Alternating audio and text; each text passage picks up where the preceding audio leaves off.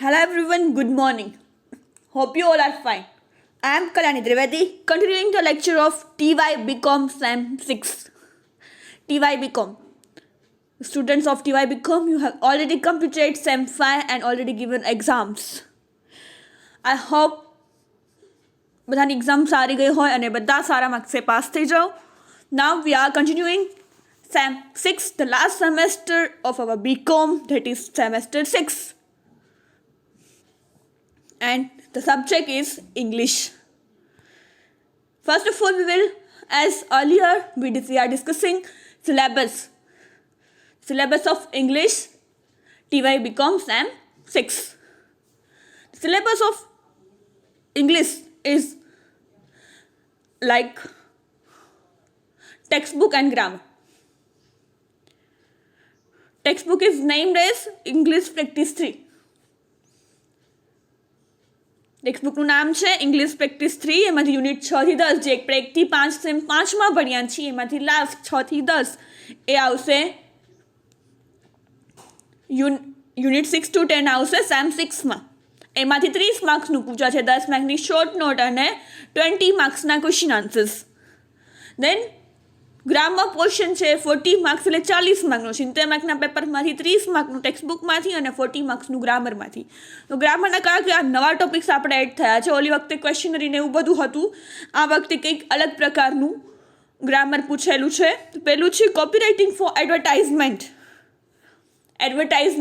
જે આપણે ડ્રો કરવાની છે, આપણે કદાચ ક્યાંક 10મા 12માં જોયું હોય કે સાંભળ્યું હોય, જે આપણે ત્યારે એક્ઝામ પૂરી કરીને બહાર નીકળીએ તો ઓલા પતાકા લઈને ઊભા હોય, ટ્યુશન ક્લાસીસના ને ઓલા ને જીમના ને ડાન્સ ક્લાસના ને ઓલા ને ઓલા ને. હા, બસ એવી જ પ્રકારની ચોરસ કાગળમાં આપણા એક પેજમાં એડવર્ટાઇઝમેન્ટ ડ્રો કરવાની હશે 10 માર્ક્સની. કોઈ પણ ટોપિક્સ આપશે કોમ્પ્યુટરની કે મોબાઈલની કે એક્સેટ્રા, જે બી તમને ટોપિક આપે એના પર તમારે એડવર્ટાઇઝમેન્ટ ડ્રો કરવાની હશે. It ease of having 10 marks.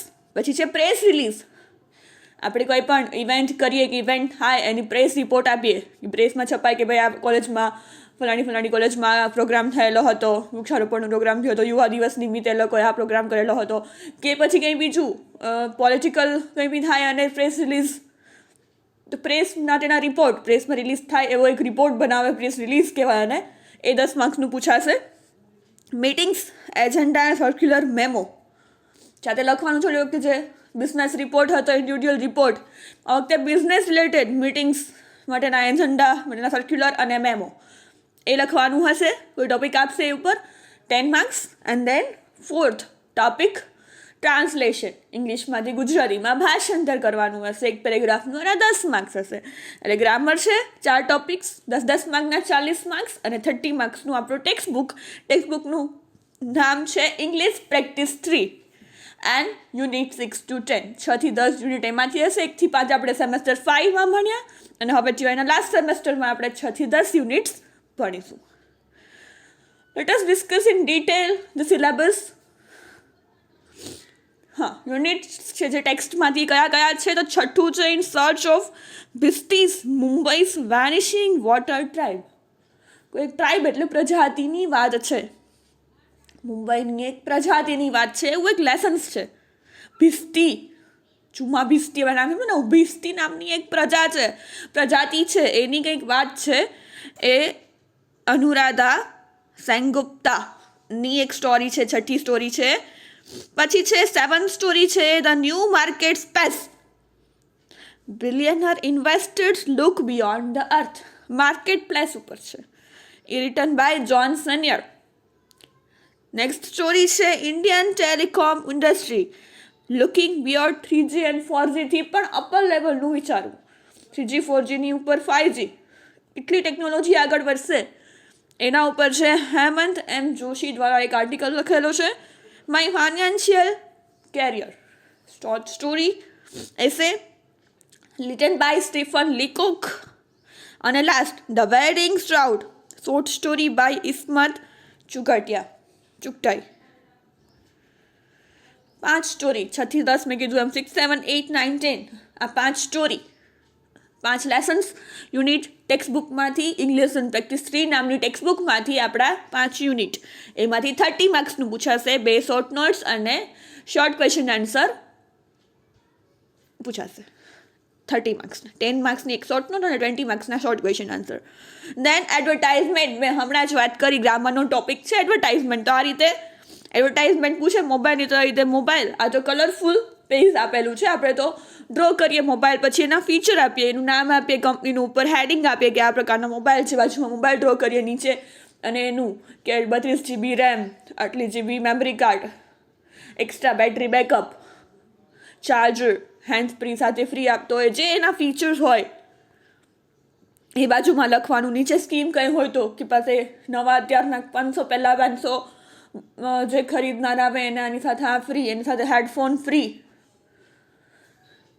તો એવી રીતે એનું બેટરી બેકઅપ, એના કેમેરા, એના ફીચર્સ કયા કયા છે કે લોકો મોબાઈલ તમારો લેવા માટે એટ્રેક્ટ થાય, એ ફીચર્સ જમણી બાજુ લાઈન આવી રીતે પોઈન્ટ ટુ પોઈન્ટ લખવાના, ડાબી બાજુ મોબાઈલ કરવાના, ઉપરનું નામ આપવાનું, સરસ મજાનું ટાઇટલ ડબલ અક્ષરમાં. તમે જે રીતે તમને એડવર્ટાઇઝમેન્ટ એટ્રેક્ટ કરે લોકોને એવી બનાવી શકો એવી બનાવવાની થશે.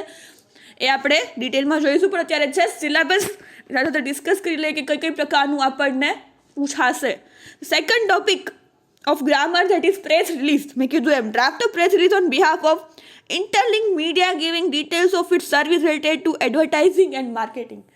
એડવર્ટાઇઝિંગ અને માર્કેટિંગનું શું મહત્વ છે, સર્વિસ કેવી આપે છે એડવર્ટાઇઝિંગ અને માર્કેટિંગ, એ મીડિયા થ્રુ આપણે કરીએ છીએ ને, એની વિશેનો એક પ્રેસ રિલીઝ બનાવવાની છે. તો એના રીતે ટાઇટલ જોશે, આપણે જાણે કે પ્રેસ રિલીઝ બનાવી હોય તો એમાં કઈ કઈ બાબતો ધ્યાનમાં રાખવાની પડે. કે ઇન્ડિવિડ્યુઅલ રિપોર્ટ હતો તો હતું કે અમુક વસ્તુઓ આપણે કમ્પલસરી લખવાની હતી. તો પ્રેસ રિલીઝ હોય તો એમાં શું જરૂરી છે, તો કે પહેલાં તો ડેટ, કયા ડેટે, કોન્ટેક્ટ ઇન્ફોર્મેશન, હેડલાઇન છે અહીંયા બ્લેક કલરમાં, પછી બોડી મેઇન અબાઉટ એસ કે બોઇલર પ્લેટ, અથવા તો છેલ્લે એન્ડ ઓફ પ્રેસ રિલીઝ, આખું માળખું લેટર જેમ લખાય એ રીતે, બિગિનિંગથી માંડીને તારીખથી માંડીને હેડલાઇન, બોડી, સમરી અને એન્ડ ઓફ પ્રેસ રિલીઝ. એ કરીને આપણે આખો પ્રેસ રિલીઝ કોઈ બી ટોપિક ઉપર બનાવવાનો થશે. ઇટ વિલ ઓફ 10 માર્ક્સ, 10 માર્ક્સનું એ પૂછાશે. દેન મીટિંગ્સ, ત્રીજો ટોપિક છે આપણો ગ્રામરનો, મીટિંગ્સ. મીટિંગ્સ એટલે શું, તો કે meetings is an assembly of people, લોકોને ભેગા કરવા માટેનું એક એસેમ્બલી અને મીટિંગ કહેવાય. મીટિંગમાં શું થાય તો લોકો ભેગા થાય, way 2 or more person meet, 2 કે 2 થી વધુ વ્યક્તિઓ મળે, એટ વન પ્લેસ, એક જગ્યાએ, ફોર અ પર્ટિક્યુલર પર્પઝ, એક હેતુ માટે, or discuss any issue of common objective, એક હેતુ માટે, કોમન હેતુ હોય બધાનો, એવા એક કંપનીમાં કામ કરતા લોકો એકસાથે ભેગા થાય એક સમયે એક હેતુ માટે, એક ટોપિક ડિસ્કસ કરવા માટે, અથવા તો કોઈ નવું કંઈ પ્રોજેક્ટ માટે, તો એને મીટિંગ કહેવામાં આવે છે. મીટિંગની સાથે આપણે હશે મીટિંગ એટલે કે જે ભેગું થવું બધાના લોકોનું. મીટિંગ એટલે શું, પછી એજન્ડા, એજન્ડા એટલે the list of task or function to be conducted in meeting call agenda. મીટિંગમાં શું કરવાનું છે એનું લિસ્ટ એટલે એજન્ડા. પછી છે circular. Circular is a common method of conveying specific message. બધાને રિટર્નમાં મેસેજ આપે કે ભાઈ આ રીતે કરવાનું છે, એને કહેવાય એજન્ડા, સર્ક્યુલર. પછી છે memo. Memorandum is known as memo. Memorandum આખું નામ છે અને મેમો તરીકે ઓળખાય છે. એક શોર્ટ પીસ ઓફ રાઇટિંગ છે, નાનકડું રાઇટિંગ છે, એને વિધિન ઓર્ગેનાઇઝેશન કોમ્યુનિકેશન કરવા માટે વપરાય છે. કોઈ એને આઉટસાઇડ નથી મોકલવાનું, તો કંપનીમાં જ કોઈ એક વ્યક્તિ બીજી સાથે વાત કરવા માટે વપરાય છે. પછી છે minutes. Minute is an official recording or the official statement of the proceeding of the meeting. મીટિંગમાં કઈ રીતે પ્રોસિજર થશે, મીટિંગમાં શું થશે, એનું ટાઈમ, એનું વેન્યુ, એ બધું. નંબર્સ ઓફ મેમ્બર્સ કેટલા આવશે, ચેરમેન કોણ છે, એ બધાનું ડિટેલ્સ એટલે માઇન્યુટ્સ. અને notice, general notice mean formal announcement, warning, notification off once intention. Notice એટલે શું, તો કે ફોર્મલ અનાઉન્સમેન્ટ, વોર્નિંગ આપવી કે કોઈને સૂચના આપવી, તો નોટિફિકેશન આપવું કોઈના હેતુનું, વન્સ ઇન્ટેન્શન, જે હેતુ પ્રમાણે કામ કરવું છે એને મારે નોટિસ આપી કે તમારે આમ જ કામ કરવાનું છે, ઓથોરિટી કે એમ જ થશે, એ જ પ્રમાણે ચાલવાનું છે, તો એ નોટિસ. આ પ્રકારના અલગ અલગ બિઝનેસ અને કંપનીમાં કામ લાગતા આવા મીટિંગ્સ, એજન્ડા, સર્ક્યુલર અને મેમો શું છે ડિટેલમાં જોઈશું. એવું એક લખવાનું થશે 10 માર્ક્સનું. And then the last topic of the grammar is translation. મેં એક નમૂનો પણ આપ્યો છે કે આવી રીતે ઇંગ્લિશનો એક પેરેગ્રાફ આપશે અને એની નીચે એનું ભાષાંતર કરવાનું છે આપણે.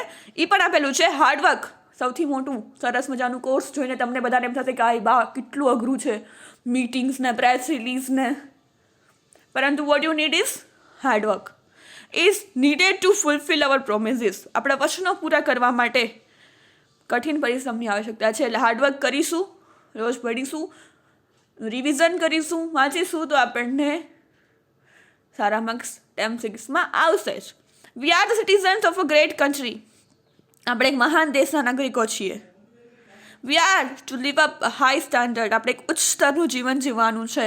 The Indians belonging to all religions have equal rights and obligation. તમામ ધર્મના ભારતીય લોકો માટે સમાન અધિકારો અને ઉત્તરદાયિત્વ. We are to get rid of communal feelings and narrow mindedness. આપણે સાંપ્રદાયિક ભાવનાઓ અને સંકુચિત વિચારોનો ત્યાગ કરવાનો છે. કોણ છે? હાર્ડવર્ક કરવાનું છે. કઠિન પરિશ્રમ કરશું તો આપણને સારી રીતે આપણે બીકોમની ડિગ્રી લઈ શકશું અને આગળ આપણી લાઈફમાં વધી શકશું. સો આ ટ્રાન્સલેશન છે. આવા પેરેગ્રાફ હશે જેનું ટ્રાન્સલેશન કરવાનું છે. This is all about TY BCom SAM 6 English syllabus.